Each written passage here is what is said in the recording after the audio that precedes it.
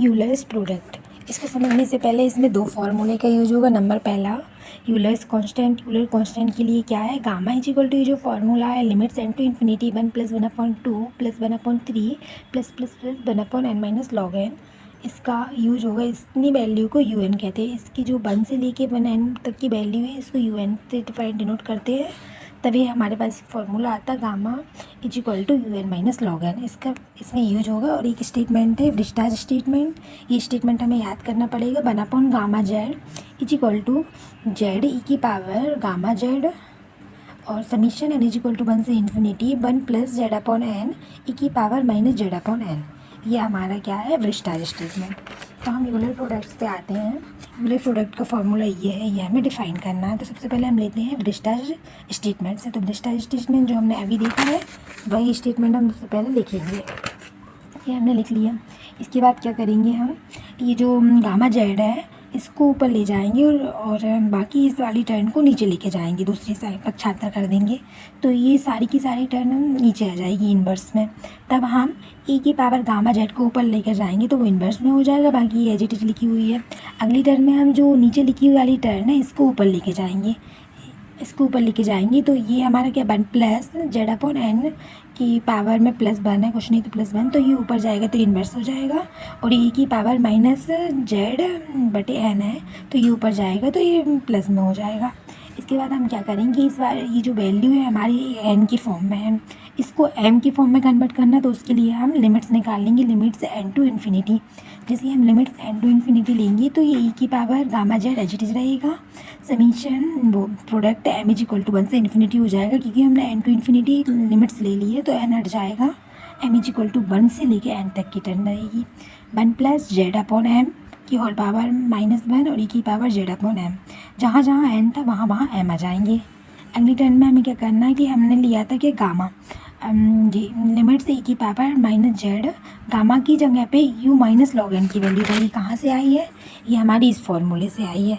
ये हमारा जो यूलर्स प्रोडक्ट है ना, इसमें गामा की वैल्यू है u n minus log n। Limits भी है साथ में, लिमिट्स n टू इन्फिनिटी, तो n टू इन्फिनिटी तो बाहर है ही, इसलिए ये वैल्यू हमारी आ जाएगी गामा की u माइनस लॉग n। बाकी सब सेम टू सेम रहेगा। इसके बाद हमें कुछ नहीं करना, जहाँ ये लॉग n था उसको रिप्लेस कर देना है log n+1 से।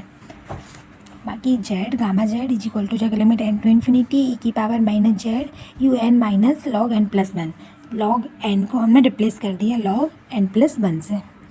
Summation product m is equal to 1 से n 1 + z/m का होल इनवर्स e की पावर z/m। अगेन हम क्या करेंगे, जैसे हमने अभी log n को n+1 से रिप्लेस किया था वैसे ही log n+1 को रिप्लेस कर देंगे। Summation n is equal to 1 to n log m+1 से। तो z gamma z is equal to limits n to infinity e की पावर -z u n माइनस और उसके बाद log n+1 की जगह पे हम क्या ले रहे हैं, summation m is equal to 1 से n log m+1/m। ये वैल्यू हमने पुट कर दी, बाकी ये वैल्यू हमारी एज इट इज रहेगी। अगली टर्म में हमें क्या है, यहाँ पे क्या हुआ है कि दो फार्मूले का यूज हुआ है। तो ये दोनों फार्मूले कौन से हैं, ये log m की पावर n यदि रहती है तो हम उसको डिफ्रेंसिएशन करते हैं तो उसको इस प्रकार से लिख सकते हैं कि n log m, और e की पावर log x रहती है तो वो x की इक्वल होती है। इन दोनों का यहाँ पे यूज होता है। मैं इसमें बताती हूँ कैसे। हमारे पास क्या था, u n minus summation m is equal to 1 से n है एंड log z भी है यहाँ पे, नहीं अभी जेड नहीं है, इसके बाद आएगा log m+1/m। ये हमारे पास वैल्यू है और इसके बाहर है e की पावर -z। तो हम जैसे e की पावर -z का अंदर मल्टीप्लाई करेंगे तो e की पावर -z un के साथ आ जाएगी, और दूसरी बार में देखें तो ये इसके साथ में रहेगा, मतलब un, और दूसरी टर्न ये माइनस में है और ये पूरी की पूरी e के ऊपर पावर है तो माइनस माइनस ये प्लस हो जाएगा, तो यहाँ कुछ नहीं आएगा। e की power summation m is equal to 1 से n log, अच्छा e की पावर z भी है, e की पावर z log m+1/m। ये टर्न आ गई। अब इस वाली टर्न को हमें सॉल्व करना है। तो ये टर्न है हमारी summation m is equal to 1 से n तक की वैल्यू है log m+1/n। इस वाली वैल्यू को सॉल्व करना है। तो हमारे पास log का फॉर्मूला ये है, ये log है और इसके आगे एक वैल्यू दी हुई है z, मतलब ये हमारा हो जाएगा क्या n, और ये हो जाएगा log, और ये वाली वैल्यू हो जाएगी हमारी m। तो इस चीज़ को हम कैसे लिख सकते हैं, इस पूरी की पूरी चीज़ को हम m की पावर n में लिख सकते हैं। तो n हमारा क्या, तो इसको हम ऐसे लिख सकते हैं कि e की पावर रहेगी और e की पावर रहेगी, लॉग रहेगा हमारा क्योंकि लॉग का फॉर्मूला है, और m+1/m की, ये m है, m की पावर हो जाएगी z।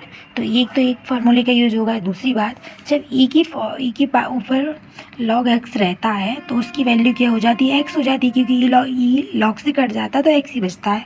तो वैसे ही हमारी e की पावर log है और इस पूरी टर्म को हम x मान लेंगे, तो हमारे पास क्या बचेगा, सिर्फ x बचेगा। इसका मतलब ये हुआ कि हमारे पास m+1/m की पावर z, सिर्फ इतनी वैल्यू बची। तो ये वाली वैल्यू हमारी यहाँ से आ गई, कहाँ है, ये आ गई हमारे पास m+1/m की पावर z। और साथ साथ क्या हुआ, अब हम क्या करेंगे, अब हमारे पास ये टर्न आ गई है कि लिमिट से e की power -z un e log m+1/z, और बाकी सभी प्रोडक्ट m=1 से n बाकी का एज इट इज रहेगा। फिर उसके बाद जब इस टर्न को हम सॉल्व किया तो m+1/m की पावर z आ गई।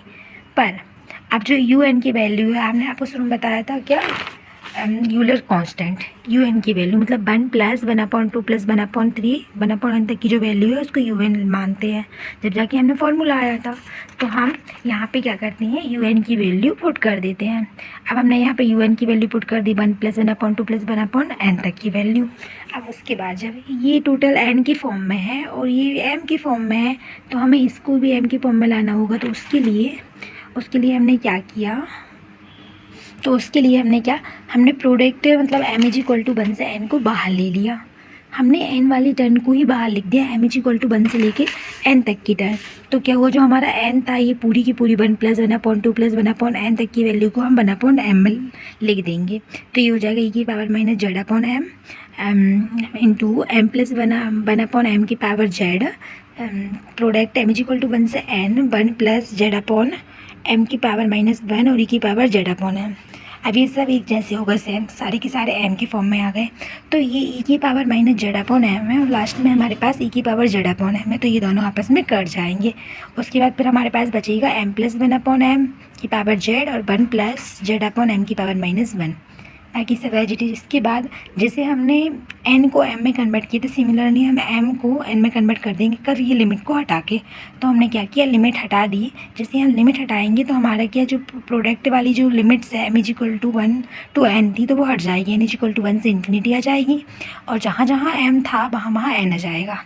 अब यहाँ n है, यहाँ n आ जाएगा, तो n से n गए तो मतलब 1 बचेगा, 1/n 1 + 1/n की पावर z आ गई, सी 1/1 + z/n की पावर -1 आ गई। और ये वैल्यू हमारी जा रही थी z और गामा z की, तो हम gamma z as it is रख देंगे, z बटे में आएंगे। सिर्फ ये फार्मूला हमारा यूलर्स प्रोडक्ट है।